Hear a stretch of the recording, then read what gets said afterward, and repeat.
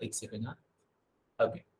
So last class में हमने ये सारी चीजें पढ़ी थी about one factor, two factor, फिर एक आया स्पीयरमैन। स्पीयरमैन ने बोला कि बहुत सारी एबिलिटीज होती है, प्राइमरी एबिलिटीज, और प्राइमरी एबिलिटीज का कॉम्बिनेशन होता है जिसको हम बोलते हैं इंटेलिजेंस। सिमिलरली जब हार्वर्ड गार्डनर आए तो हार्वर्ड गार्डनर ने इसको और डिटेल में समझने की स्टार्ट किया और बोला कि इंटेलिजेंस जो है वो एक सिंगल एंटिटी नहीं है।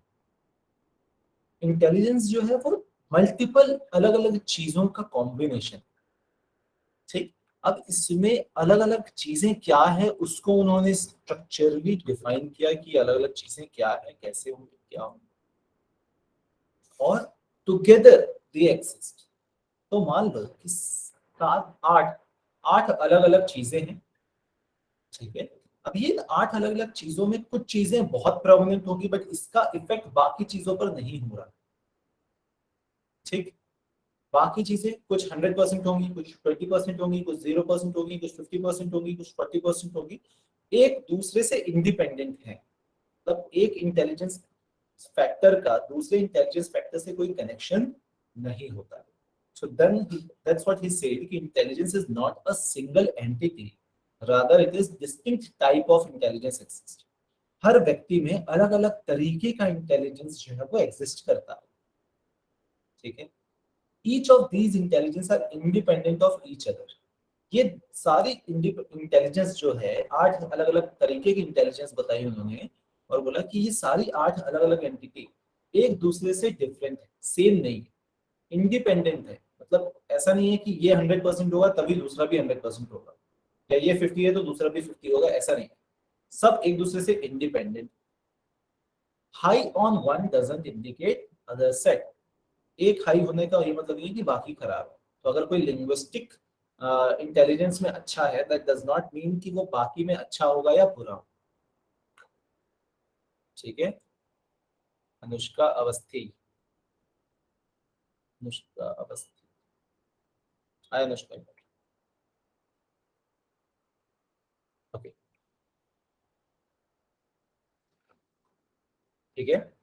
एंड देन ही सेड कि ये जो डिफरेंट टाइप ऑफ इंटेलिजेंस है ये हर व्यक्ति में कुछ ना कुछ परसेंटेज पे होते हैं। वो कुछ ना कुछ मतलब 0% भी हो सकता है।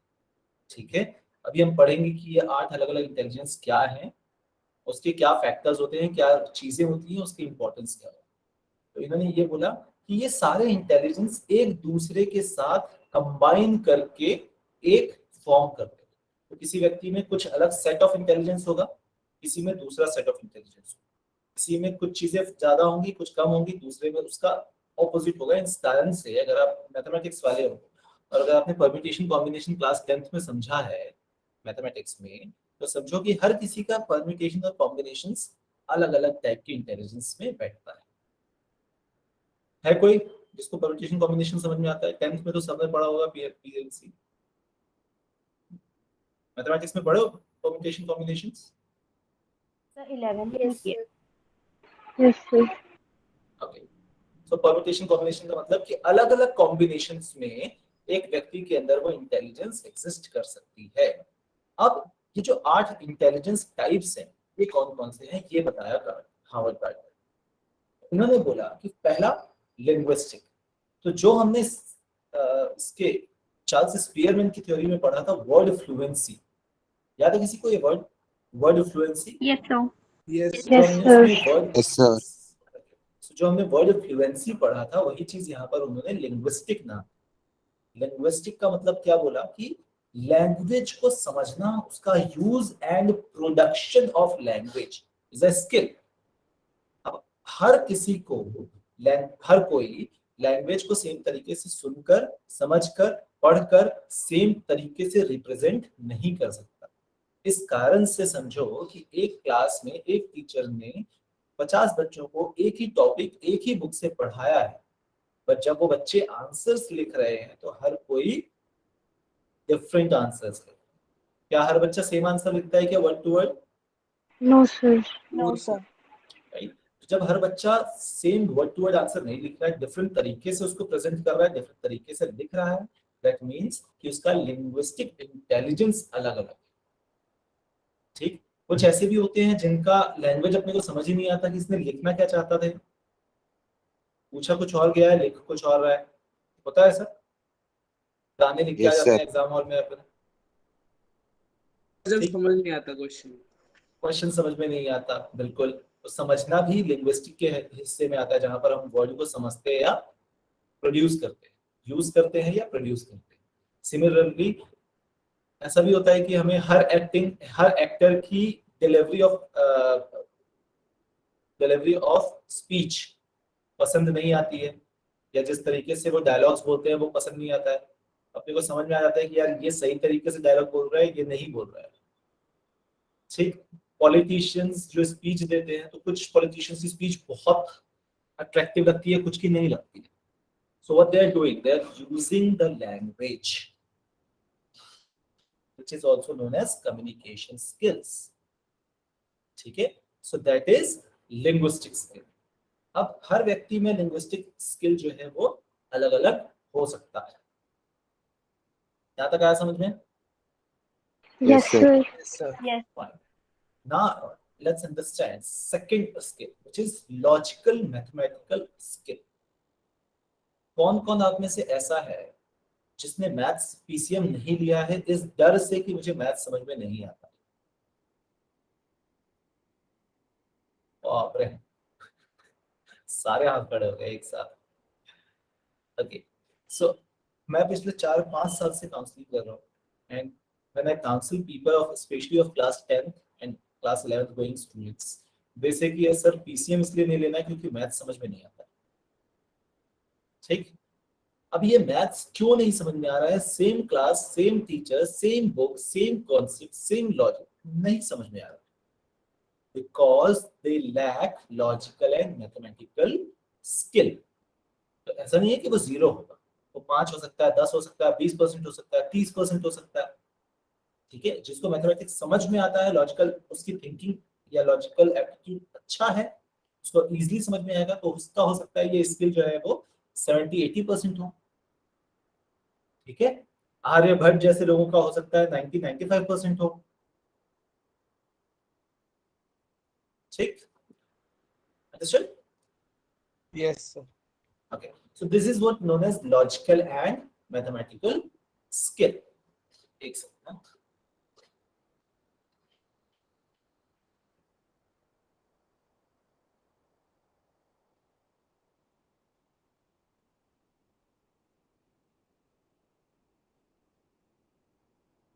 या थर्ड है स्पेशल। स्पेशल रीजनिंग होती है, स्पेशल एप्टीट्यूड होता है, स्पेशल इंटेलिजेंस होता है। हर चीज में जो वर्ड स्पेशल अपन समझ रहे हैं, इसका एक मतलब होता है। इसका मतलब होता है स्पेस को समझ पाना, डायरेक्शंस को समझ पाना, ठीक है, मेंटल इमेजेस बना पाना, दिमाग में एक पिक्चराइजेशन कर पाना, skills in forming visual images and patterns, ठीक है। सो स्पेशल वर्ड का मतलब ही होता है टू रिप्रेजेंट, अपना एक विजुअल इमेज या पैटर्न बताना, और उसके दिमाग में पिक्चर बनाना, दिमाग में एक आइडिया बना लेना, एक स्पेस देखकर ये आइडिया लगा लेना कि इसमें कौन सी चीज कहां पर चलेगी, ठीक है। Next is musical. अब मैंने कुछ साल पहले गिटार सीखना स्टार्ट किया, ठीक है, और वो मुझे समझ ही नहीं आता था। मैंने 1 महीने 2 महीने खूब प्रैक्टिस करी, खूब समझने की कोशिश करी, मुझे समझ ही नहीं आता था, ठीक। दैट, और कुछ लोग ऐसे होते हैं जो एक प्रॉपर गाने में कितने तरीके के इंस्ट्रूमेंट्स बज रहे हैं, किस तरीके से बज रहे हैं, उसको डिफरेंशिएट कर लेते हैं, होता है ऐसा। तो Yes, sir.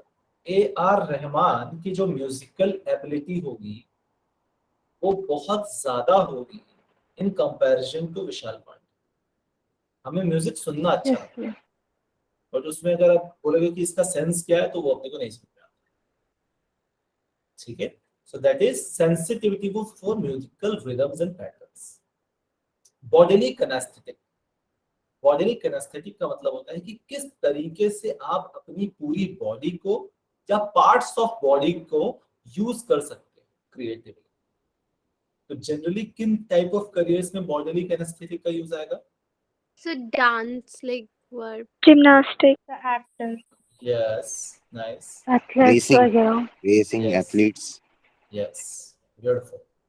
तो जहां पर भी हम अपनी बॉडी का किसी भी तरीके से यूज कर रहे हैं, that will come into bodily kinaesthetic skill या इंटेलिजेंस। अब आप कुछ ऐसे लोग होते हैं जिनको आप कितनी भी कोशिश कर लो, खुद रेमो डिसूजा आकर डांस सिखाने की कोशिश कर ले, पर नहीं सीखा सकते। होते हैं, ऐसे होते हैं, देखते हैं लोग आसपास। Yes sir. ठीक है, वो नाचते हैं तो ऐसा लगता है कि क्यों नाच रहे हैं। ठीक है, सो Yes, that is sir. Basically कि उनका बॉडीली किनेस्थेटिक्स उतना स्ट्रॉन्ग नहीं है। ठीक है, यहाँ तक आएगा समझ में बात? Yes, sir. अब Yes, एक yes, sir. स्किल जो बहुत बहुत बहुत इंपॉर्टेंट होती है करियर्स में, खासकर या जनरल लाइफ में, दैट इज दूसरे लोगों के साथ कनेक्ट कर पाना, उनके बिहेवियर को समझ पाना। एज अ साइकोलॉजिस्ट आपको जिस स्किल की रिक्वायरमेंट होगी, दैट इज इंटरपर्सनल स्किल्स। लोगों के साथ आपका कैसा व्यवहार है, लोग आपके साथ कितने जल्दी कनेक्ट कर लेते हैं, कितने जल्दी आप किसी को दोस्त बना लेते हैं, कितने अच्छे से आप अपनी बातों को दूसरे के सामने प्रेजेंट कर पाते हैं, कितनी ध्यान से आप उनकी बातों को सुन पाते हैं। All these when it connects to another person, this is interpersonal. Interpersonal मतलब आपस में, दूसरे व्यक्ति के साथ। इंटरपर्सनल। इंट्रापर्सनल मतलब, इंट्रा मतलब मेरे अंदर।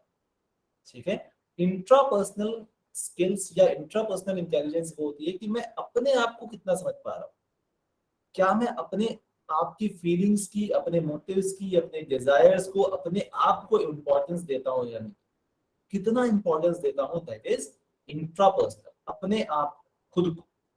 दूसरे को जब समझते हैं तो इंटर हो जाता है। जैसे इंटर कास्ट होता है ना, इंटर कास्ट मैरिज, दूसरे कास्ट में मैरिज।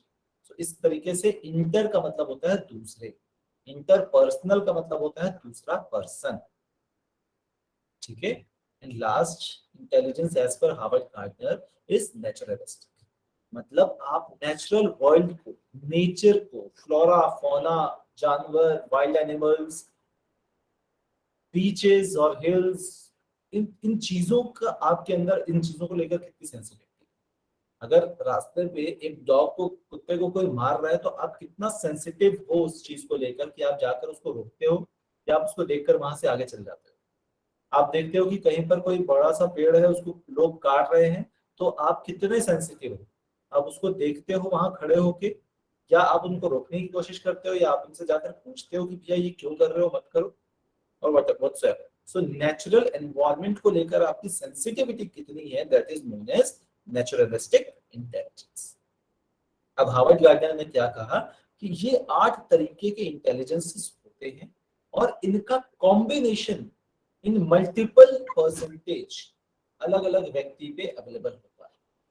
देन इसके कॉम्बिनेशन को आपको उसने इंटेलिजेंस का एग्जाम समझा कि अगर किस तरीके का इंटेलिजेंस है वो डिपेंड करेगा कि किसमें कितना कितना परसेंटेज उस बंदे के अंदर है। This is what theory of multiple intelligences by Harvard Gardner was. यहाँ तक किसी question, doubt? Yes, Madhvi. So is it possible if a person is not intrapersonally aware of their own emotions, so but they have interpersonal intelligence? Is it possible? Yes, it is possible. That's what Howard Gardner said. It does not mean, जो interdependent हमने last slide में पढ़ा था कि every intelligence is interdependent. Every intelligence is not dependent on another set, another intelligence. So intrapersonal is not dependent on interpersonal. Interpersonal is not dependent on intrapersonal. Okay, sir. It's completely fine. Yes, Suchi? So is it possible कि एक individual सारे जो 8 intelligence है उसमें same weightage में लाई करता हो? Possible, quite possible. Any combination is possible.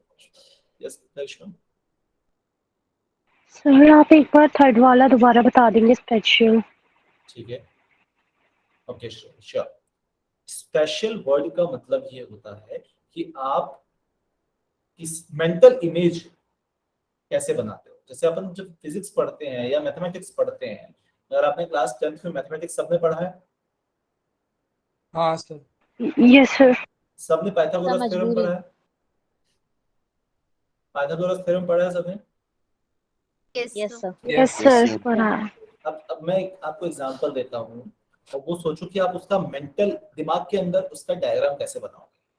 ठीक है, तो एक लाइट हाउस है, या लाइट हाउस छोड़ो, एक बिल्डिंग है, मान लो बुर्ज खलीफा है, जिसकी हाइट है 100 मीटर्स। ठीक, 100 मीटर उसकी हाइट है।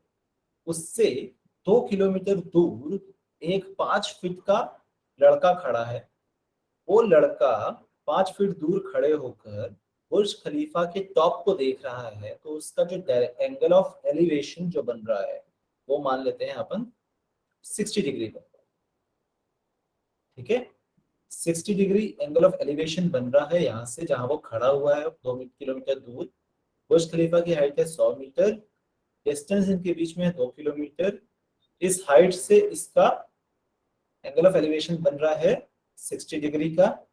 क्या अब हम बुर्ज खलीफा की बची हुई हाइट निकाल सकते हैं या बच्चे की हाइट निकाल सकते हैं? ये क्वेश्चन है। अब जब मैंने ये क्वेश्चन पढ़ा तो क्या आपके दिमाग में वो पूरा एक पिक्चर बना या नहीं बना, एक मेंटल Yes, इमेज sir. बना? Yes.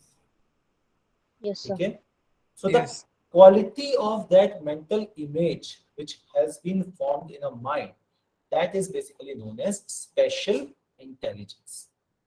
अब ये बहुत ही सिंपल सा एग्जांपल था, तो हो सकता है कि सबके दिमाग में इक्वली डायग्राम बना हो।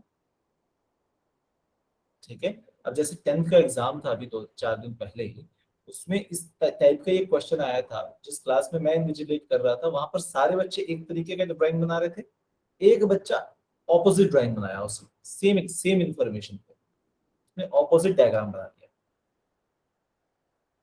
ठीक है, इसका मतलब क्या हुआ कि उसका स्पेशल इंटेलिजेंस उतना स्ट्रॉन्ग नहीं था, उसने मेंटल इमेज या मेंटल पिक्चर उतना स्ट्रॉन्ग नहीं बना पाया। ठीक, अब ये चीज स्पेस को लेकर, जब मान लो एक खाली कमरा है, उस कमरे का इंटीरियर डिजाइनिंग करना है। ठीक, तो एक इंटीरियर डिजाइनर जब अंदर आता है, उस कमरे को देखता है, तो उसके दिमाग में क्या चल रहा है? वो पिक्चर्स बना रहा है अपने दिमाग में कि इस कमरे में ये चीज यहाँ रहेगी, ये चीज यहाँ रहेगी, इसमें इतना स्पेस मिलेगा, ये इतना लेंथ है, यहाँ पर ये दीवार है, इस दीवार को इस तरीके से पेंट किया जा सकता है। तो एट द एंड उसके दिमाग में उस रूम को लेकर एक मेंटल इमेज बन जाए। तो वो क्या कर रहा है, उस स्पेस का एक मेंटल इमेज बना। ठीक है, जो स्कल्पचर्स होते हैं, ठीक है, वो क्या करते हैं, या एक पत्थर रखा हुआ है बड़ा सा, उस पत्थर को मार मार के उसके अंदर से एक मूर्ति निकाल देते हैं। उनके दिमाग में वो ऑलरेडी पिक्चर बन रहा है ना कि यहाँ पर इतना चिप करूंगा, इतना निकालूंगा तो ये नाक बन जाएगा, या ये थोड़ा सा सही नहीं दिख रहा है, इसको इस तरीके से रिफ्रेम करना पड़ेगा। क्या कर रहा है, वो मेंटल इमेज बना रहा है पहले, और उस मेंटल इमेज को फिर एग्जीक्यूट कर। So all these creation of mental images with the current environment या current information is known as special intelligence. Basically ये काम आता है creativity या creative careers। आया समझ में? Yes, Yes, Yes, sir. sir. Yes ना? Sir, how can a person have equal intelligence, interpersonal and intrapersonal? Sir, interpersonal तो हो गया जैसे हम connection बना रहे हैं, and intrapersonal means कि हम with self connection. Then how can a person have these intelligences in equal? तो आप ये बोल रहे हो कि इक्वल रहना चाहिए या कैसे होगा? Sir, पहले तो क्वेश्चन है कि इक्वल होती है ये दोनों intelligence in a person? Possible, entirely possible. खुद को जानना इज डिफरेंट स्किल, दूसरों के साथ कनेक्शन बना पाना इज डिफरेंट स्किल, और दोनों स्किल एक दूसरे के साथ अटैच नहीं है, डिपेंडेंट नहीं है। तो हो सकता है कि दोनों 50-50% इट्स कंप्लीटली ओके। अब अगर आप ये पूछना चाह रहे हो कि ये अगर 50-50 है तो दोनों को 80-80 कैसे किया जाए। If that is your question, then it entirely depends on a lot of factors.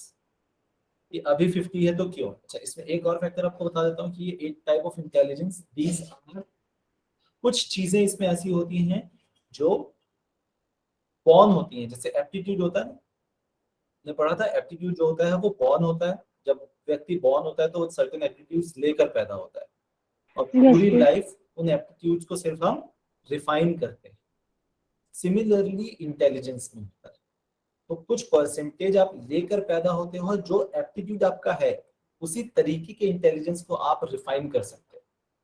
तो अगर क्रिएटिव इंटेलिजेंस, क्रिएटिव एप्टीट्यूड आपके अंदर है, तभी आप क्रिएटिव या स्पेशल इंटेलिजेंस को रिफाइन कर पाओगे थ्रू आउट लाइफ, 40 से 70 कर पाओगे। बट अगर आपका एप्टीट्यूड जो है वो मानो म्यूजिकल एप्टीट्यूड है ही नहीं, आप कितनी भी कोशिश कर लो, कितना भी एफर्ट डाल लो, कितनी भी प्रैक्टिस कर लो, AR रहमान से जाकर सीख लो, आपका वो 40 से 40 ही रहे। अगर 40 है तो एग्जाम्पल दे रहा हूँ, 20 है तो 20 ही रहेगा, वो बढ़ेगा नहीं अगर आपका एप्टीट्यूड नहीं है। एप्टीट्यूड है तभी उन स्किल्स को आप रिफाइन कर सकते हो। ये कैसे समझ में आएगा आपका एप्टीट्यूड है या नहीं है? ये तब समझ में आएगा जब आप वो काम करने जा रहे हो, आप वो काम कर रहे हो और आपको वो बहुत इजीली समझ में आ जा रहा है, कि आपको बहुत ज्यादा एफर्ट नहीं डालना पड़ रहा है। वो सब्जेक्ट्स जो आपको इजीली समझ में आ जाता है, जिसमें बहुत ज्यादा एफर्ट नहीं डालना पड़ता। तो जैसे मेरे लिए वो सब्जेक्ट फिजिक्स और मैथ्स था, मुझे बहुत ज्यादा एफर्ट नहीं डालना पड़ता था, मुझे समझ में आ जाती थी चीजें, एक बार 2 बार में मुझे चीजें समझ में आ जाती। बट मुझे बायो और केमिस्ट्री कभी नहीं समझ में आया, कितना भी एफर्ट डाल दूं नहीं समझ में आता। Got it? Got the idea? Yes, Sana, sir. I think I answered your question. अगर इसके अलावा कोई क्वेश्चन था तो you can say. Yes, sir. You answered. Okay, fine. So that's what multiple intelligence theory, linguistic Maria. Okay. So linguistic is the use of language. Use of language मतलब मेरे दिमाग में आज तक मैंने जितनी भी चीजें पढ़ी हुई है बचपन से लेकर आज तक, वो सारा इंफॉर्मेशन यहाँ पर है। उन इंफॉर्मेशन, उन सारे वर्ड्स को मैं किस तरीके से कनेक्ट करके प्रेजेंट करता हूँ, that is my linguistic intelligence. And that is the difference कि एक टीचर के एग्जांपल्स आपको डायरेक्ट कनेक्ट करते हैं, दूसरे का नहीं कनेक्ट करता। क्यों? क्योंकि हो सकता है एक टीचर का लिंग्विस्टिक इंटेलिजेंस बहुत स्ट्रांग है, उसको पता है कि मेरे सामने जो ऑडियंस बैठी हुई है उसके लिए किस तरीके का एग्जाम्पल मुझे यूज करना है। अब मान लो मैं आपके सामने एग्जाम्पल्स यूज करता हूँ बूढ़ों का, या अमेरिका में ऐसी चीजें होती हैं, अमेरिका में वैसी चीजें होती हैं, आपको समझ ही नहीं आ रहा अमेरिका में क्या होता है, आप कभी गए नहीं हो अमेरिका। रिलेशनशिप में ऐसा होता है, रिलेशनशिप में वैसा होता है, आपको समझ ही नहीं आ रहा क्योंकि आप खुद कभी रिलेशनशिप में रहे ही नहीं हो। ठीक है, तो जब तक आप नहीं रहोगे तो आपको समझ नहीं। सिमिलरली लिंग्विस्टिक, तो आपके पास पहली बात पूरा एक सेंटेंस लिखा हुआ है, उस सेंटेंस को मैंने एक बार में पढ़ा तो क्या वो मुझे पूरा का पूरा समझ में आ गया एक बार में, मतलब हाई लिंग्विस्टिक इंटेलिजेंस। अगर मुझे उसको सेंटेंस को पढ़ने में 2 से 3 अटेम्प्ट डालने पड़ रहे हैं तो मेरा थोड़ा सा लो इंटेलिजेंस है, लिंग्विस्टिक इंटेलिजेंस। मतलब कि किसी बात को सुनने में, सुन के समझने में, पढ़ के समझने में, प्रेजेंट करने में, शब्दों को आपकी फ्लुएंसी कितनी है, आपकी समझ कितनी है, आप कितने इजीली उस चीजों को समझ पाते हो, दैट इज लिंग्विस्टिक इंटेलिजेंस। ठीक है, ओके मारिया?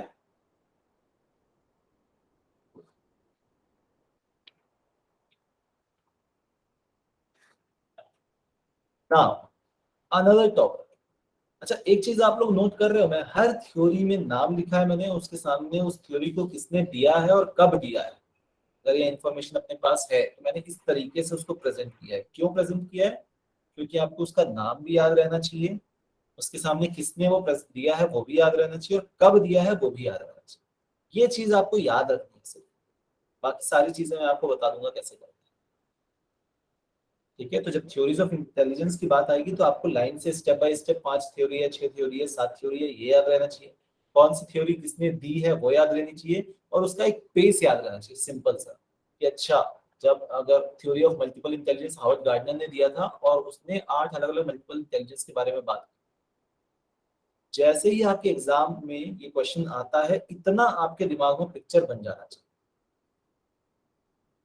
कि जैसे क्वेश्चन आया theory of multiple intelligence, Howard Gardner, 8 multiple intelligence, 8 के नाम यही, इतना बन जाना चाहिए तुरंत। उसके बाद आप इसको एग्जाम हॉल में पेपर पे लिखो। याद आ रहा समझ में? जब आप अपने नोट्स बना रहे हो तो इस हिसाब से नोट्स, जब आप Yes, sir. रिवीजन कर रहे हो तो इस हिसाब से रिवीजन करो।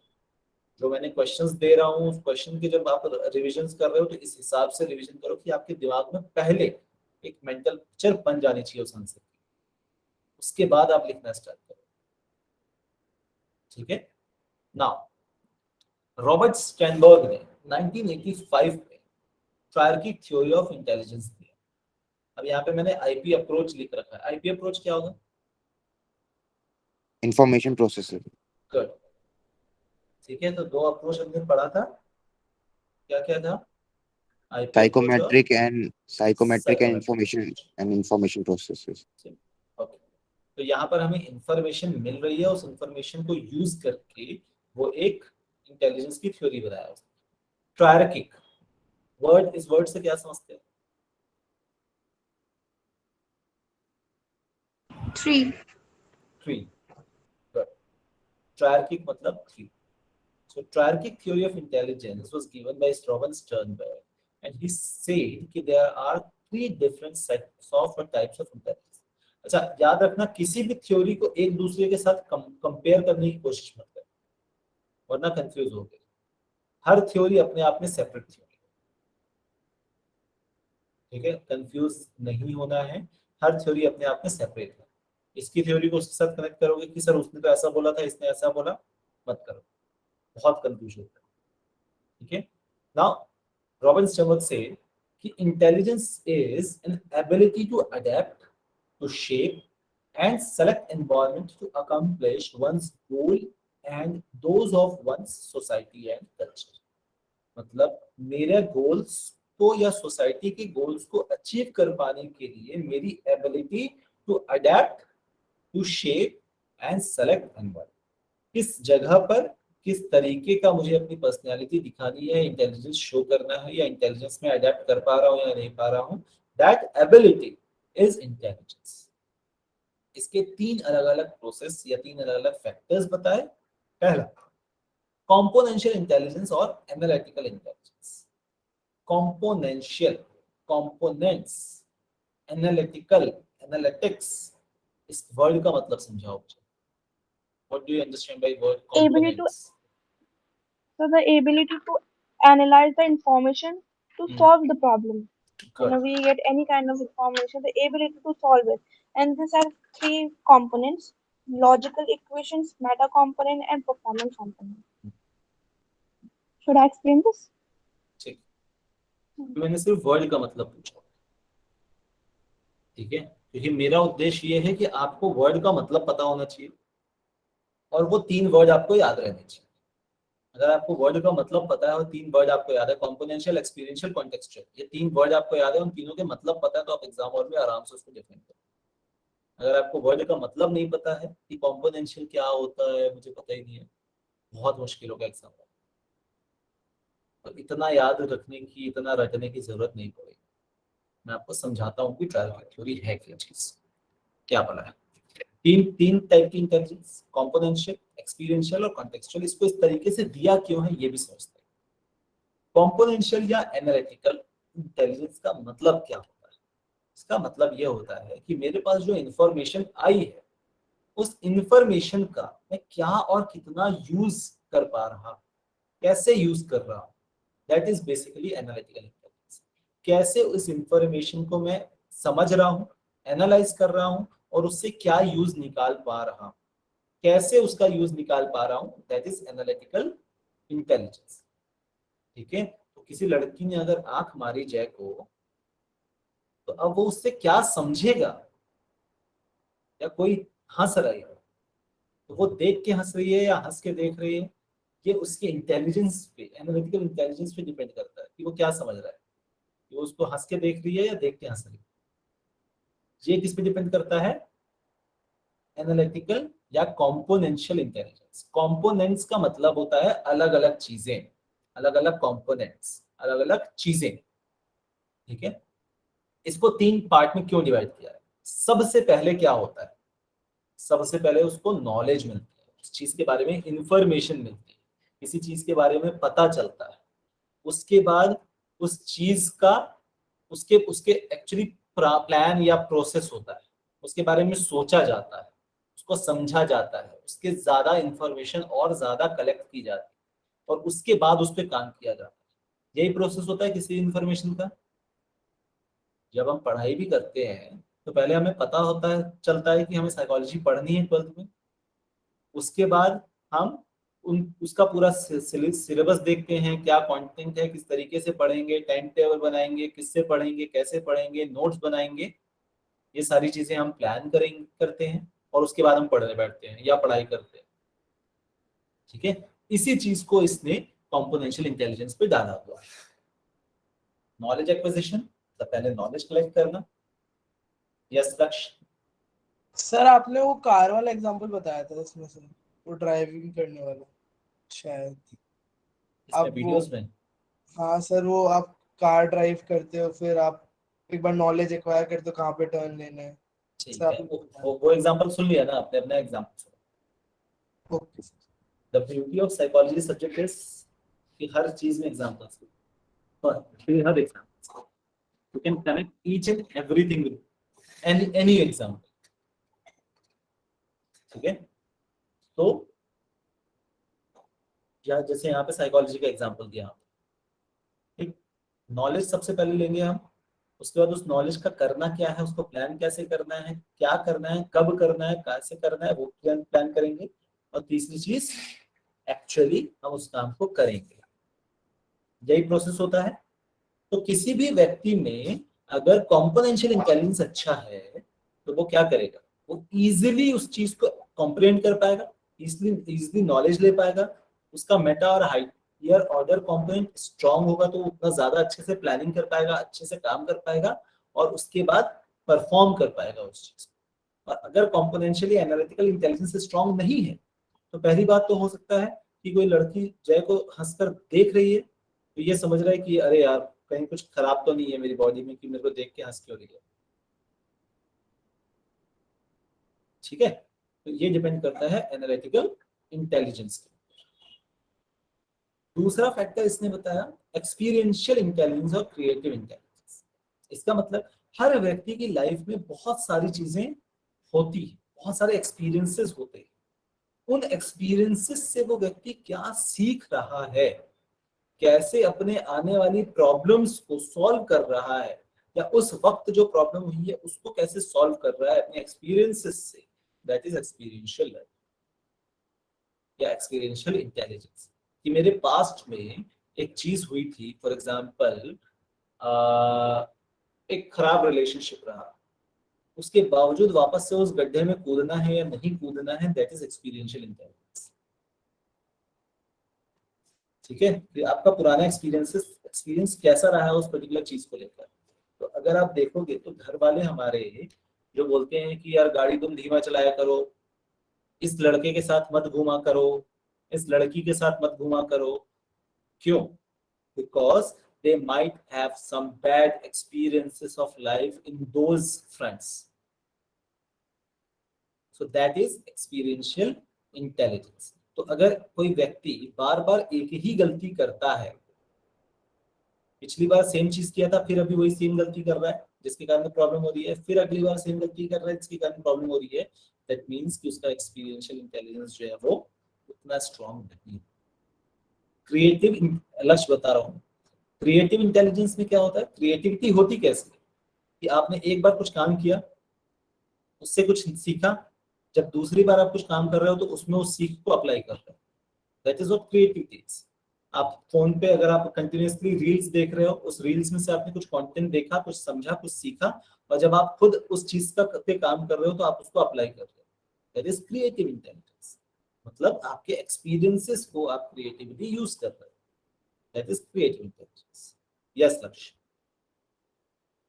सर जो आपने बताया एक्सपीरियंस वाला, सर अपन जैसे बैड एक्सपीरियंस है कोई, तो उसके अंदर सर अपन क्या कहते हैं, अच्छी चीज भी तो निकाल सकते हैं मतलब, बिल्कुल निकालते और हैं, वो चीज रिपीट ना करे फ्यूचर में, तो बिल्कुल सर निकालते वो भी हर That बंदे पे is- डिपेंड करता है मतलब। Yes yes, so that is creative intelligence कि आपने उस एक्सपीरियंस में से क्या निकाला है, उस एक्सपीरियंस से आपने प्लस पॉजिटिव्स निकाले हैं या नेगेटिव्स निकाले। फॉर अगेन एग्जांपल, एक बिजनेस स्टार्ट किया मैंने, ठीक है, वो बिजनेस मुझे 3 महीने में बंद करना पड़ा। अब क्या उसके बाद मैं हमेशा लाइफ टाइम में ये सोचूं कि नहीं यार बिजनेस नहीं करना, बिजनेस में नुकसान होता है, या मैं ये सोचूं कि उस बिजनेस से मैंने ये 4 चीजें सीखी थी, ठीक है, अब मैं अगला जब बिजनेस स्टार्ट करूंगा तो मैं उन 4 गलतियों को तो एटलीस्ट नहीं करूँ। That is experiential intelligence. ये डिपेंड करता है इंटेलिजेंस के ऊपर कि उस इंफॉर्मेशन को, उस एक्सपीरियंस को आप पॉजिटिवली यूज कर रहे हो, नेगेटिवली यूज कर रहे हो। किसी का एक्सपीरियंस अगर ये रहा है कि एक बार आग में हाथ डालने से हाथ जला था, ठीक है, दोबारा हाथ डालना है या नहीं डालना है, दैट इज एक्सपीरियंस। ये पॉजिटिव भी हो सकता है, नेगेटिव भी हो सकता है। किसी को मजा आया हाथ जला के तो वो वापस से हाथ डाल सकता है, ठीक है, तो it all depends to individual to individual. Next is contextual intelligence और प्रैक्टिकल इंटेलिजेंस। ये कौन समझाएगा? निराली। सर एक्चुअली मैंने अपनी क्लास में करा नहीं हुआ। कोई बात नहीं, अपन ने यही समझा ना, वर्ड से समझाना है अपने को। वर्ड कॉन्टेक्सचुअल का वर्ड का क्या मतलब होता है? Sir context. कॉन्टेक्चुअल जो इंटेलिजेंस होती है वो बेसिकली जैसे जो लोग बिजनेस करते हैं उसमें उन लोगों में होती है, जिसे स्ट्रीट सना, स्मार्टनेस भी कहते हैं। ठीक है सना। contextual intelligence होता है कि our ability to deal with environmental demands, कि हम उस चीज के कॉन्टेक्स्ट में कैसे उसको रिस्पॉन्स करते हैं। उस चीज के कॉन्टेक्स्ट में, ओके ठीक है। Fiza. Yes sir. Sir in the context of our environment हम कैसे कैसे अपने बिहेवियर को चेंज करके उससे डील कर पाते हैं। Okay Archita. So the ability to find the environmental demands, what are in the needs. Here, someone use a word street smartness or the businessman. They know how to deal with the needs. First, they find need, and after they provide or fulfill the demands. Okay, so context जो word है, context word का मतलब होता है कि किसी topic को लेकर आपका क्या थॉट प्रोसेस, किसी टॉपिक को लेकर, that is what context is. किस कॉन्टेक्स्ट में? पढ़ाई के कॉन्टेक्स्ट में, रिलेशनशिप के कॉन्टेक्स्ट में, बिजनेस के कॉन्टेक्स्ट में, घूमने के कॉन्टेक्स्ट में, किस कॉन्टेक्स्ट पे आप बात कर रहे हो, ठीक है। तो कॉन्टेक्स्ट का मतलब कोई टॉपिक। अब उस टॉपिक इंटेलिजेंस का मतलब कि जो भी टॉपिक उस समय चल रहा है, क्या जो बंदा बात कर रहा है वो उसी टॉपिक पे बात कर रहा है या तीसरी टॉपिक पे चला गया, तीसरे कॉन्टेक्स्ट पे चला गया। बात चल रही है, लेट्स से बात चल रही है घर में, घर के माहौल पे, पीआर मम्मियां जो हैं वो टीवी सीरियल्स बहुत देखती हैं, सास बहू वाले, और उस कारण से झगड़े करती रहती हैं, ठीक। सामने आपका भाई बैठा हुआ है और वो बोल रहा है अरे यार ये सब छोड़, फुटबॉल में क्या चल रहा है। बात तुम्हारे बीच में कुछ और चल रही है, वो कॉन्टेक्स्ट ही चेंज कर दिया उसने, ठीक। कॉन्टेक्स्ट का मतलब बेसिकली ये होता है कि उस टॉपिक को लेकर, उस टॉपिक के ऊपर उस वक्त पे क्या थॉट प्रोसेस चल रही है, दैट इज कॉन्टेक्सुअल इंटेलिजेंस। अब स्ट्रीट स्मार्टनेस और बिजनेस ओरिएंटेड यहाँ पर वर्ड इसलिए डाला गया है because what we understand is कि एक व्यक्ति को बिजनेस सेंस का मतलब कि तुरंत डिसीजंस लेने होते हैं, उस जगह पर बैठकर उस पर्टिकुलर कॉन्टेक्स्ट के ऊपर डिसीजन लेने होते हैं, प्रैक्टिकल डिसीजंस लेने होते हैं। तो यार ये चीज सही जा रही है, ये चीज सही नहीं जा रही है, तो जो सही जा रहा है इसको और बढ़ाते हैं, जो सही नहीं जा रहा है उसको हटा देते हैं। That is contextual intelligence. उस पर्टिकुलर कॉन्टेक्स्ट के ऊपर आप किस तरीके से बिहेव कर रहे हो या डिसीजंस ले रहे हो या आपका दिमाग कैसा चल रहा है, दैट इज कॉन्टेक्सचुअल इंटेलिजेंस, ठीक है। तो अगेन एग्जांपल देता हूं मैं। सो करियर इनोवा वाला जो चैनल है वो 2017 में स्टार्ट किया था, मैं 18 में स्टार्ट किया था। सो 18, 19, 20, 21, 22 अप्रोक्सीमेटली 4.5-5 साल हो गए उस चैनल को, और उसके बावजूद उस चैनल में 7,000 सब्सक्राइबर्स हैं, इस चैनल को स्टार्ट किया था हमने लास्ट ईयर 14 मई, इसका बर्थडे आने वाला है हमारे चैनल का। तो लास्ट ईयर चालू किया था। मैंने जब देखा कि यार ये बहुत ज्यादा स्पीड पे ग्रो हो रहा है in respective to career Innova, तो मैंने करियर इनोवा को थोड़ा सा ठंडे बस्ते पे डाल दिया और मैंने इस पे ज्यादा काम करना स्टार्ट किया। तो इस पर्टिकुलर कॉन्टेक्स्ट को लेकर, बिजनेस कॉन्टेक्स्ट को लेकर आपके डिसीजन से इंटेलिजेंस कैसे काम करते हैं, that is known as street smartness और business sense. Street smartness word इसलिए दिया गया है क्योंकि जनरली जब आप सब्जी लेने जा रहे हो तो आप 4 जगह पता कर रहे हो कहाँ पे क्या रेट है, किसकी क्या क्वालिटी है, और उसके बाद आप डिसीजन ले रहे हो। किसी से आप बात कर रहे हो, तुरंत उसको जवाब दे रहे हो उस चीज का, दैट इज स्ट्रीट स्मार्टनेस। कि आप तुरंत उस कॉन्टेक्स्ट में तुरंत डिसीजंस कैसे लेते हैं, that is contextual intelligence. So Robert Sternberg ने ये बताया कि there are 3 subsets of intelligence और इसका combination creates an intelligence in a person. तो एक बंदे की intelligence will depend on the combination of these 3 kind of intelligence. जैसे पिछले में उसने 8 अलग अलग कॉम्पोनेंट्स दिए थे, यहाँ पर इनमें 3 अलग अलग कॉम्पोनेंट्स दिए। आया यहाँ तक समझ में? Yes, sir. Yes sir. ठीक। तो जो बैक बेंचर्स होते हैं उनका कौन सा इंटेलिजेंस स्ट्रांग होता है इन तीनों में? Contextual. कॉन्टेक्चुअल। अच्छा ठीक है। कैसे कॉन्टेक्चुअल इंटेलिजेंस स्ट्रांग होता है? जो पढ़ाई में भले 60-70% आ रहे हैं बट उनको वो लोगों सब क्विक आंसर करते हैं। यस क्विक सॉल्यूशंस होते हैं, क्विक डिसीजंस लेते हैं, क्विक जल्दी जल्दी लोगों को, टीचर्स को घुमा देते हैं। sir, you are not audible. Wait. Hello. Hello yes Archita, I think sir आपकी आपके आवाज नहीं आ रही। बाकियों को आ रही है आवाज? Yes sir.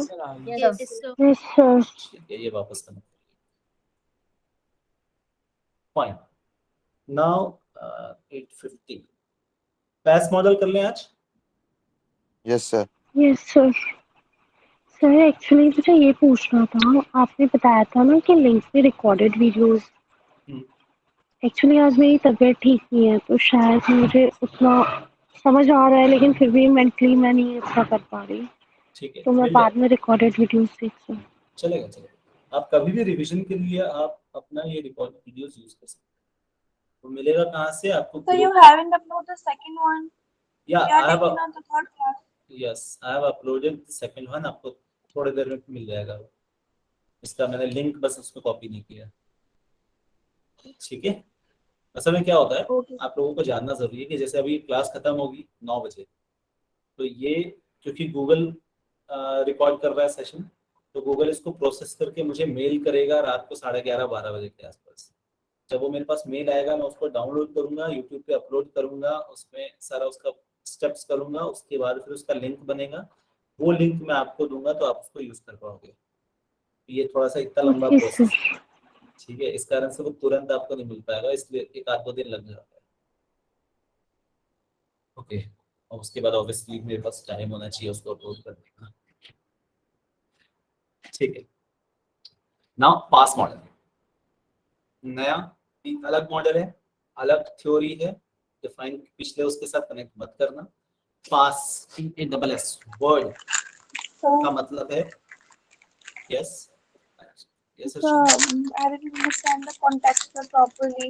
Someone used here the example of backbenchers. I am sorry, Yeah, I wasn't able. So am I audible to you? या यू ऑडिबल।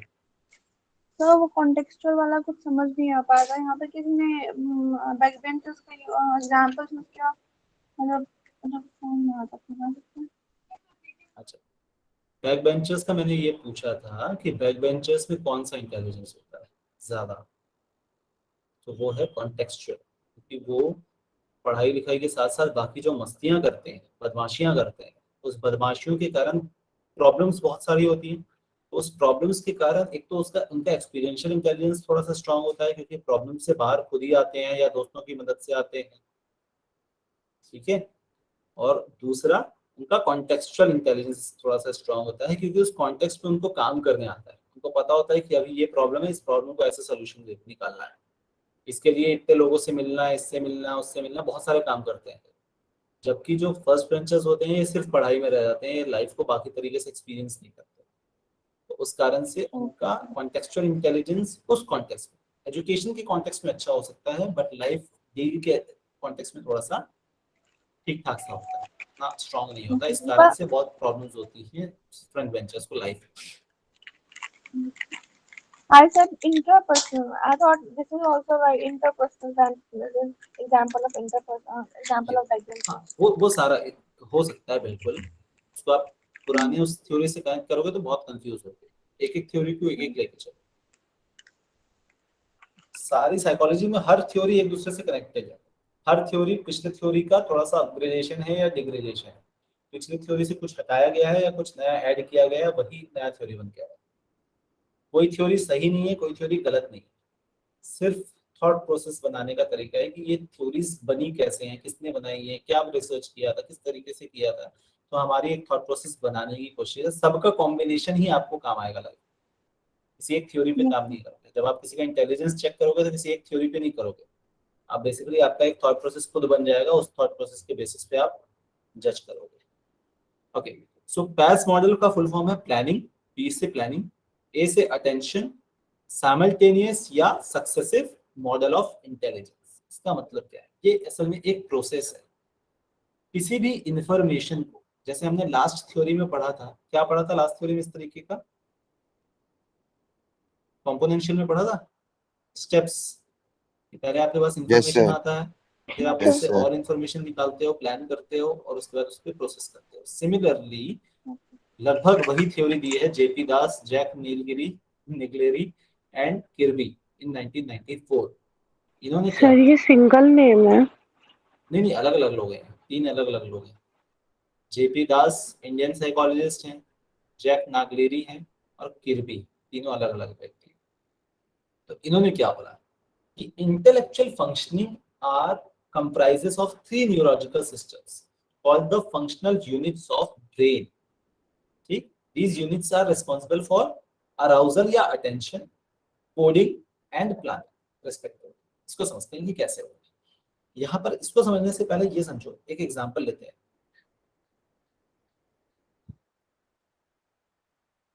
ठीक है, मान लो आप रोड में ड्राइव कर रहे हो या स्कूटी चला रहे हो या एक्टिवा चला रहे हो, व्हाटएवर यू है। उस वक्त पे जब आप ड्राइव कर रहे हो तब आपके दिमाग में क्या क्या चीजें चलनी चाहिए? तो टर्न लेना है, स्पीड लिमिट में चलाना है, चलाते नहीं है पर चलाना है, और ट्रैफिक रूल फॉलो करनी है। ट्रैफिक रूल फॉलो करने हैं। ठीक है, और यस अनुष्का? ड्राइविंग पर और ड्राइविंग के रूल्स पर फोकस होना चाहिए। ओके जब टर्न लेना है तो इंडिकेट कीजिए। ओके, क्या इसमें ये भी होना चाहिए कि जो रोड में जो भीड़ चल रही है उस भीड़ से बच के निकलना है अपने को? कौन सी गाड़ी कहाँ से आ रही है, आगे कितनी गाड़ियां चल रही है, पीछे कितनी चल रही है, साइड में कितनी चल रही है, यस सर। कितना डिस्टेंस मुझे मिल रहा है तो मैं कट मार सकता हूँ, अगर इससे कम डिस्टेंस है तो कट नहीं मारना है। अगर कोई रेकलेस ड्राइवर है तो हमें उससे भी थोड़ा बच के चलना है। बिल्कुल। सो इट मींस एक as simple activity as driving, there are n number of factors which we need to take care of simultaneously, एक ही समय पर। ठीक है, तो जब हम ड्राइव कर रहे हैं तो हमारा अटेंशन इन सारी चीजों पे होना चाहिए। ठीक है, अगर अटेंशन नहीं है, आप सिर्फ ड्राइव करे जा रहे हो, मस्त आराम से भगा रहे हो, सामने वाली गाड़ी ने ब्रेक मार दिया अचानक से, और अगर आपका अटेंशन नहीं है क्या होगा? एक्सीडेंट। ठीक है, और अगर आपका अटेंशन है तो आप या तो रोक लोगे या तो साइड से निकल जाओगे। ठीक, तो अटेंशन या arousal is the first step to understand here कि आप उस कॉन्टेक्स्ट में, उस जगह पर जो भी आप परफॉर्म कर रहे हो, जो काम कर रहे हो, उस जगह पर आपका अटेंशन कितना है। अराउजल का मतलब होता है, अटेंशन के जैसा ही होता है अराउजल। अराउजल का मतलब अचानक से उस चीज पे आपका ध्यान जाता है कि आप आराम से अपनी धुन में गाड़ी चला रहे हो, अचानक से आपने देखा कि सामने एक गाय आ गई, और अचानक से आपकी बॉडी ने आपको एक्टिव कर दिया कि भैया तुरंत ब्रेक मार ले वरना भिड़ जाएगा, अराउजल। अचानक से आपको एक्टिव करना, दैट इज अराउजल। ठीक, so first step is arousal या अट्रैक्शन। इसके बाद साइमल्टेनियस और सक्सेसिव प्रोसेसिंग का मतलब क्या होता है? साइमल्टेनियस वर्ड का मतलब होता है साथ ही साथ, एक साथ होना कोई चीज। तो आपने एक साथ 3-4 चीजों पे अटेंशन दिया और एक साथ 3-4 चीजें आपने समझ ली कि मुझे साइड से निकलना है या ब्रेक मारना है। आपने तुरंत डिसीजन लिया, साइमल्टेनियसली एक साथ डिसीजन लिया, या इधर या इधर। आपको कट मार के ब्रेक मारना है, साइमल्टेनियस डिसीजन, कट भी मारूंगा फिर ब्रेक मारूंगा। ठीक, सक्सेसिव प्रोसेसिंग, सक्सेसिव मतलब एक के बाद एक स्टेप, कि पहले गाड़ी स्लो करेंगे, गियर चेंज करेंगे, पहले क्लच दबाएंगे, गियर चेंज करेंगे, गाड़ी स्लो करेंगे, उसके बाद ब्रेक लगाएंगे, सामने का ब्रेक लगाएंगे या पीछे का लगाएंगे, धीरे धीरे। सक्सेसिव एक के बाद एक। साइमल्टेनियस मतलब एक ही समय पर एक साथ अलग अलग चीजें। सक्सेसिव का मतलब स्टेप बाय स्टेप। तो आप क्या कर रहे हो, आप डिसीजन कैसा ले रहे हो, यहाँ पर प्रोसेसिंग कैसे चल रही है आपके दिमाग में, ये डिपेंड करता है सिचुएशन के ऊपर कि आपने साइमल्टेनियस प्रोसेसिंग चल रही है या सक्सेसिव प्रोसेसिंग चल रही है, आप किस तरीके से आपका दिमाग काम कर रहा है। ठीक, and then obviously third step is the planning. किस तरीके से आपने उसको प्लान किया, आपकी प्लानिंग कैसी हुई, आपने उसको यूज कैसे किया, एग्जीक्यूट कैसे किया आपने प्लान को, that is planning stage. So this is what given by pace कि आपको ये 3 स्टेप्स में कोई भी डिसीजन आप लेते हैं, ठीक, या आपका इंटेलिजेंस जो काम करता है वो 3 स्टेप पे काम करता है। यस लक्ष्य? तो पहले तो प्लान करेंगे ना सर? प्लानिंग यहाँ पर एग्जीक्यूशन प्लानिंग की बात हो रही है। अच्छा, ओके। ठीक है, कैसे होगा, एक्शन प्लान क्या होगा। अब प्लानिंग आप पहले थोड़ी कर लोगे। आपको अगर एग्जाम देना है, मान लो आप क्लास 12th में गए हो, ठीक, तो सबसे पहले तो आपको ये पता होना चाहिए कि सब्जेक्ट्स क्या क्या है। सबसे पहले आप हाँ सर। अराउजल होगा, ये आपको पता चलेगा कि ये सब्जेक्ट्स हैं आपके, उसके बाद ही तो आप प्लान करोगे ना। Yes sir.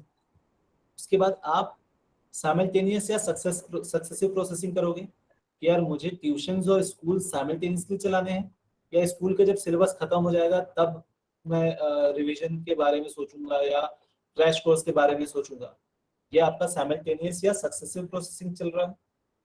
और उसके बाद आप प्लान करते हो कि अच्छा हाँ, मुझे दिन में इतना टाइम स्कूल को देना है, इतने टाइम ट्यूशन को देना है, इतना टाइम सेल्फ स्टडी को देना है, इस दिन ये सब्जेक्ट पढ़ना है, इस दिन ये सब्जेक्ट पढ़ना है, इतने समय में कोर्स खत्म करना है।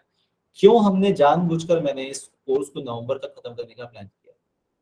क्योंकि मेरा थॉट प्रोसेस ये है कि आपका अगर कोर्स नवंबर तक खत्म हो जाएगा, साल में एक ही एग्जाम होना है फाइनल्स, जो अप्रोक्सीमेटली फरवरी मार्च के आसपास होगा, तो अपने पास रिवीजन के लिए 1.5 से 2 महीने का टाइम, 3 महीने का टाइम रहना चाहिए।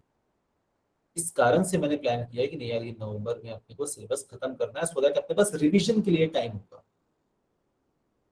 कम से कम as per psychology, as per learning stage, it says कि कम से कम 3 बार आपका रिवीजन होना चाहिए। कम से कम 3 बार अगर आपका रिवीजन है, तब आपके चांसेस अच्छे हैं उस चीज को रिटेन करने के। लाइक 88% रिटेंशन होता है। यस सोशी? सर बट जैसे क्लासेस तो स्कूल में अप्रैल में शुरू हो जाती हैं एंड आपने 1 मंथ लेट किया या फिर और स्टेट्स में इसी मंथ से शुरू होती हैं? नहीं, सब जगह ऑलमोस्ट अप्रैल से स्टार्ट हो जाता है। ओके और सर। कई सर जगह एक्चुअली मुझे यहाँ पे प्रॉब्लम यही हो रही है कि ये चैप्टर मैंने ऑलरेडी पहले तो अपने आप पढ़ लिया था एंड इससे पहले जो मैं ट्यूशन ले रही थी उसमें पढ़ लिया, स्कूल वाली मैम ने पढ़ा दिया एंड अब वहाँ दोनों जगह जो है चैप्टर 2 चल रहा है एंड आपका फिर वही चैप्टर 1, तो मेरे को समझ नहीं आ रहा मैं क्या क्या अभी पढ़ूं। कुछ नहीं, आप रिवीजन करो। अभी हाँ, आपका रिवीजन चल रहा है, कुछ समय बाद ऐसा भी होगा कि आपके स्कूल में चल रहा होगा 4th चैप्टर और हमारा चल रहा होगा 6th चैप्टर। तो एकदम से इतना ज्यादा? ऐसा भी होगा। तो क्या हो रहा है, स्कूल में टीचर को आपके मिल रहा है मुश्किल से 30 मिनट पढ़ाने के, हाँ, अपने पास यहाँ मिल रहा है 1 से 1.5 घंटे। स्कूल में क्लास के अंदर ऐसे भी बच्चे होते हैं जो टीचर को पढ़ाने नहीं देते, यहाँ पर अपन रिमूव कर सकते हैं। Yes sir.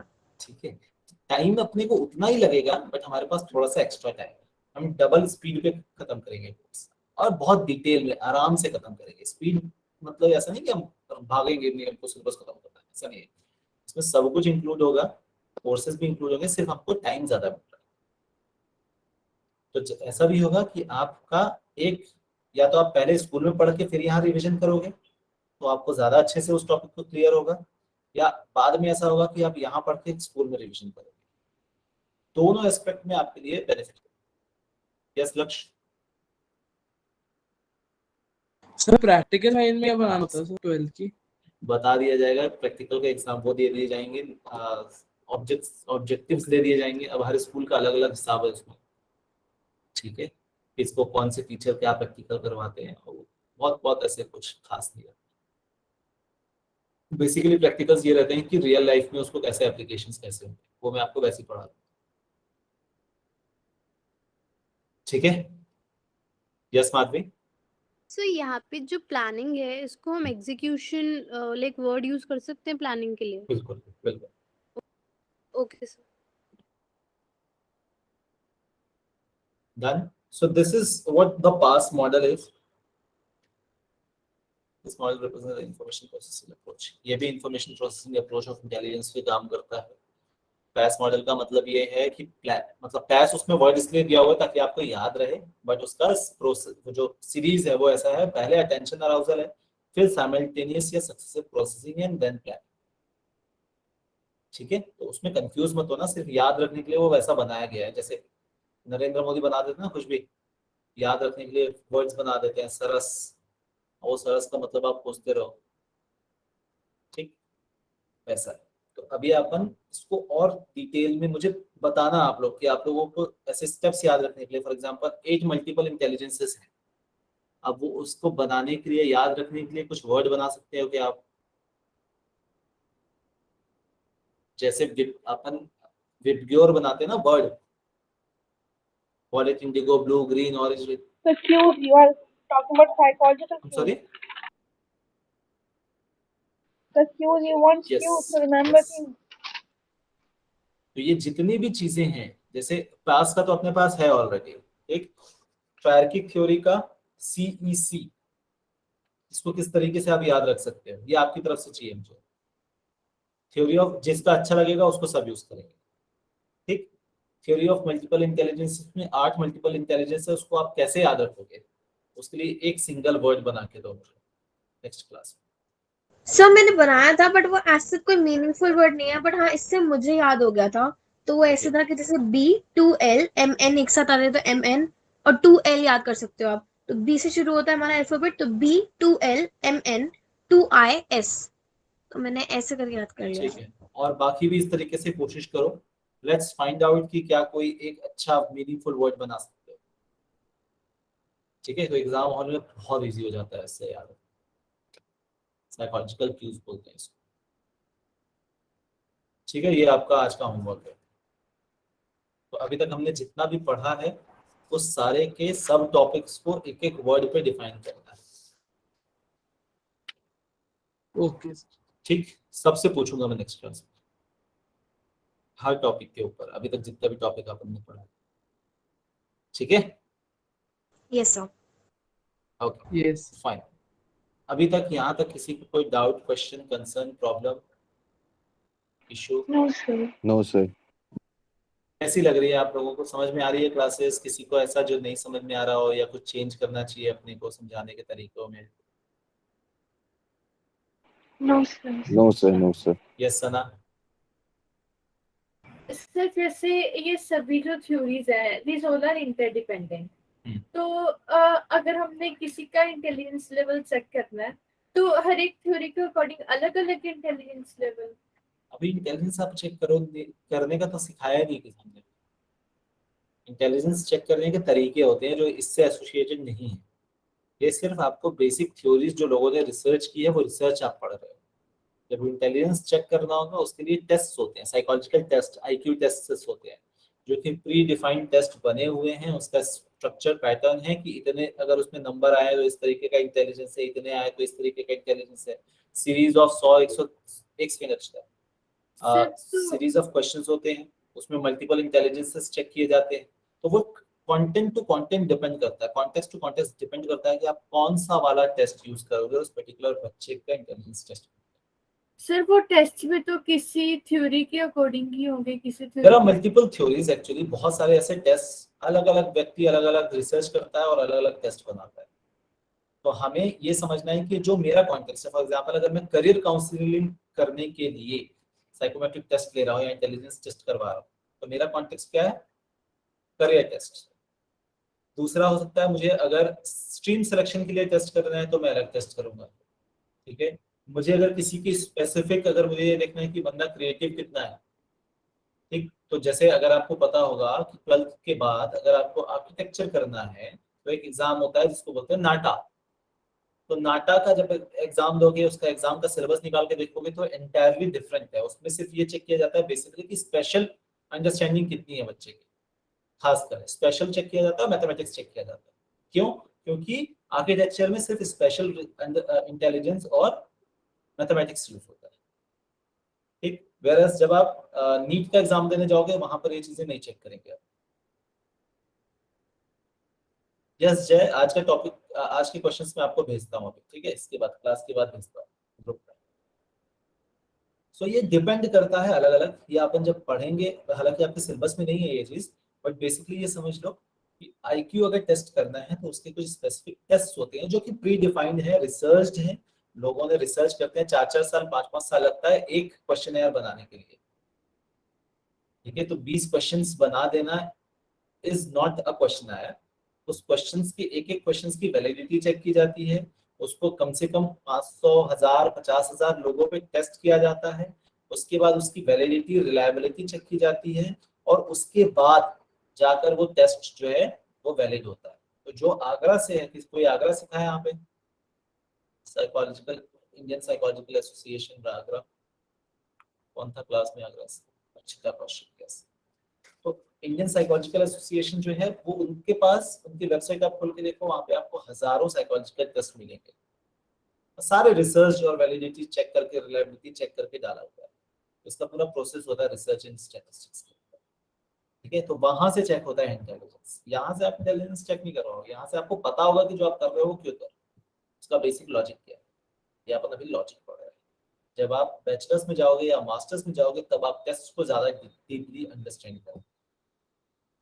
आया समझ में? Yes fine. क्वेश्चंस मैं आपको आज के ग्रुप में भेजता हूं, और जो अपना ग्रुप में जो ग्रुप डिस्क्रिप्शन में जो लिंक्स हैं उसमें भी आपको क्वेश्चंस मिल जाएंगे ऐसे, ठीक है। Done? So that's Yes, it. sir. Yes, sir. Thank Good you. night, sir. Good night. That's it for the day. Thank you so much, guys. Yes, Madhvi? So I wanted to ask, what is the difference between psychology and honors in psychology? Like, Okay. There are basically 3 types. एक है psychology basic, एक है psychology honours, और एक है applied psychology, ठीक है। इसको समझो कैसा है। सबसे पहले है साइकोलॉजी बेसिक। साइकोलॉजी बेसिक मतलब कि जो 20 साल 25 साल से जो सिलेबस बना हुआ है वही सिलेबस आप भी पढ़ोगे, सेम चीज। अगर आपकी मम्मी ने साइकोलॉजी में बैचलर्स किया होगा तो वो उसने भी वही सिलेबस पढ़ा होगा जो आप पढ़ोगे, that is psychology basics. Psychology honours is basically a new and updated version of syllabus, ठीक है। तो क्या नई चीजें आई हैं, कुछ उसमें नई चीजें ऐड होंगी, कुछ ऐसी चीजें जो ज्यादा यूज नहीं होती वो बाहर हो गई होंगी, कुछ नई चीजें ऐड हो जाएंगी, तो ये थोड़ा सा अपडेटेड होता है साइकोलॉजी ऑनर्स। अप्लाइड साइकोलॉजी जो होता है इसमें बेसिकली आपको एप्लीकेशंस ऑफ साइकोलॉजी ज्यादा पढ़ाया जाता है रादर देन थ्योरी। ये दोनों थ्योरी हैं ज्यादा, applied psychology is more for practical oriented. तो ये, इसको सीरीज भी आप ऐसे समझो कि ये सबसे बेसिक है, उसके बाद एडवांस ऑनर्स है, उसके बाद अप्लाइड। तो अगर आप, यस सर आप कुछ बोल रहे थे, सॉरी। अगर आपको साइकोलॉजी में बैचलर्स या मास्टर्स करना है तो ये बहुत सारे फैक्टर्स पे डिपेंड करता है कि आप कौन से कॉलेज से करना चाह रहे हो। बीए आप कर पा रहे हो या बीएससी कर पा रहे हो, तो अगर आप साइंस के स्टूडेंट हो तो बीएससी कर पाओगे या बीए भी कर सकते हो। अगर आप आर्ट्स के स्टूडेंट हो तो आप बीए कर सकते हो, बीएससी नहीं कर सकते। दूसरी चीज डिपेंड करती है यूनिवर्सिटी टू यूनिवर्सिटी, कुछ यूनिवर्सिटी बीएससी की डिग्री देती है, कुछ बीए की डिग्री। तो अगर कोई मुंबई यूनिवर्सिटी से है तो वहाँ बीएससी की डिग्री मिलेगी, और कोई दिल्ली यूनिवर्सिटी से वहाँ बीए की डिग्री मिलेगी। दोनों अप्रोक्सीमेटली सेम होता है, बहुत ज्यादा डिफरेंस नहीं होता है। तो ये डिपेंड करता है कि आप कहाँ से, आपका आपका मेन वो क्या है, ऑब्जेक्टिव क्या है। बहुत ज्यादा डिफरेंस नहीं होता बीए और बीएससी में। तो अगर आप साइंस के स्टूडेंट हो और आप बीए कर रहे हो, it's equally fine. Yes. So which one is better, like applied or honors? ना इट डिपेंड्स कि आपको कहाँ से आप कर रहे हो, किस, दोनों ऑलमोस्ट बराबर है, बहुत ज्यादा डिफरेंस नहीं है। मतलब ऐसा नहीं है कि एक 20% है तो दूसरा 80% है, 19-20 का ही फर्क है। इन टर्म्स ऑफ मेरे हिसाब से अगर आप पूछो तो आपको अगर थ्योरेटिकल ज्यादा अच्छे से नॉलेज लेना है और अगर आपने ऑलरेडी प्लान कर रखा है कि आप मास्टर्स किसी अच्छी जगह से करने वाले हो, तो गो फॉर साइकोलॉजी ऑनर्स। और अगर आपका ये थॉट प्रोसेस है कि नहीं यार सिर्फ बैचलर्स के बाद विल स्टार्ट प्रैक्टिसिंग और मास्टर्स का ऐसा कोई प्लान नहीं है, then you go for applied psychology. But sir, if we see, like for clinical you have to do masters because you have to do like doctorate. Doctorate जरूरी नहीं है, RCI जरूरी है। अगर आपको क्लिनिकल साइकोलॉजी में जाना है, RCI is rehabilitation council of India. तो आरसीआई का एक एग्जाम होता है, 1 साल का कोर्स होता है जो मास्टर्स के बाद होता है। Once you are done with your masters in clinical psychology, उसके बाद आपने आरसीआई के लिए अप्लाई करना है। आरसीआई में लिमिटेड सीट्स होती हैं, अगर आपको उसमें एडमिशन मिल जाएगा, साल भर आरसीआई में पढ़ना है, उसके बाद आपको आरसीआई का सर्टिफिकेट मिलेगा, then you are available as a practitioner. PhD जरूरी नहीं है। हाँ, अगर आपने आरसीआई नहीं किया और आप पीएचडी कर लेते हो, देन इट्स सिक्योर। आरसीआई 1 साल का होता है, पीएचडी 4.5 साल 5 साल लग जाते हैं। Okay, so okay. So sir मुझे वो रिकॉर्डेड वीडियोस नहीं मिल रही ग्रुप पे, एक बार आप बता दीजिए। ग्रुप के डिस्क्रिप्शन में आप जाओगे, सर डिस्क्रिप्शन पे, हाँ ठीक है फिर। वहाँ